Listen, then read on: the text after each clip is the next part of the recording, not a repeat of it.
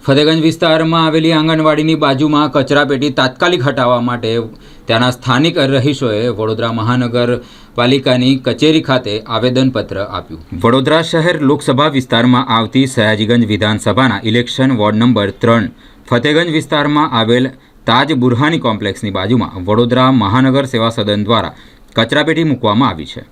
આ કોમ્પ્લેક્સમાં અલવી અને દાઉદી વહોરા સમાજના લોકો વસવાટ કરે છે, જે મોટાભાગે વેપારી વર્ગ છે।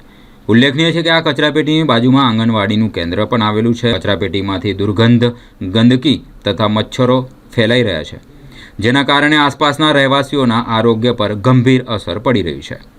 ઉપરાંત કેટલાક અસામાજિક તત્વો દ્વારા કચરાપેટી પાસે દારૂની બોટલો ફેંકવામાં આવતી હોવાના કારણે જે બાળકો માટે અત્યંત હાનિકારક છે। આ બાબતે તાજ બુરહાની કોમ્પ્લેક્સના રહીશોએ વારંવાર વડોદરા મહાનગર સેવા સદનમાં રજૂઆત કરી છે, પરંતુ હજુ સુધી કોઈ યોગ્ય કાર્યવાહી કરવામાં આવી નથી, જે દુર્ભાગ્યજનક છે।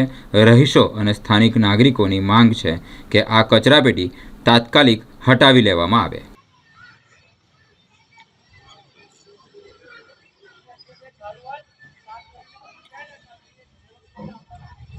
प्रॉब्लम છે તમને? वोर्ड नंबर 3 છે એના કોર્પોરેટર ડોક્ટર રાજેશ નિખિલ છે। કચરો બહુ બધો પડેલો હોય છે, દારૂની બોટલ ને બધું છે। અમારા નજીકમાં નવી સ્કૂલ છે અને આંગણવાડી છે, અને કચરો ઘણો જ બધો હોય છે।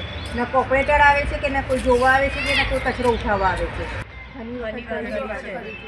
કેટલી વાર તો પ્રાઇવેટલી ક્લીન પણ કરાયું, પણ પાછું જેવું એવું થઈ જાય છે। એટલા બધા મચ્છર ને બધી તો બહુ જ રહે છે। પછી અમારે મોસ્કિટોસની તકલીફ બી ઘણી બહુ જ બધું ગંદવેરો કરી મૂકો છે।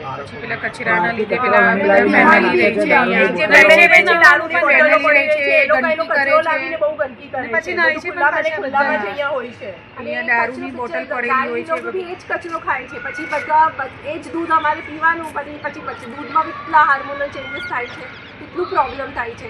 ગંદકી અમારા વાસ્તે બી અને જાનવરો વાસ્તે બી ઇક્વલ જ થાય છે। અને અહીંયા સ્કૂલ છે, આંગણવાડી છે, એના આગળ બચ્ચાઓને પડાવે છે, આંગણવાડીના અંદર નાના બચ્ચાઓ આવે છે, એટલી ગંદકીના અંદર બધા બચ્ચાઓ એના હિસાબે પછી બીમાર પડે છે। વાસ આવે એવું લાગે, કોઈ અમારે શરમ આવે કે કોઈ ગેસ્ટ આવશે તો શું કહેશે, ક્યાં રહી છે આ લોકો, એટલી વાસ આવે છે ડૉક્ટર સાથેમાં। ઓકે।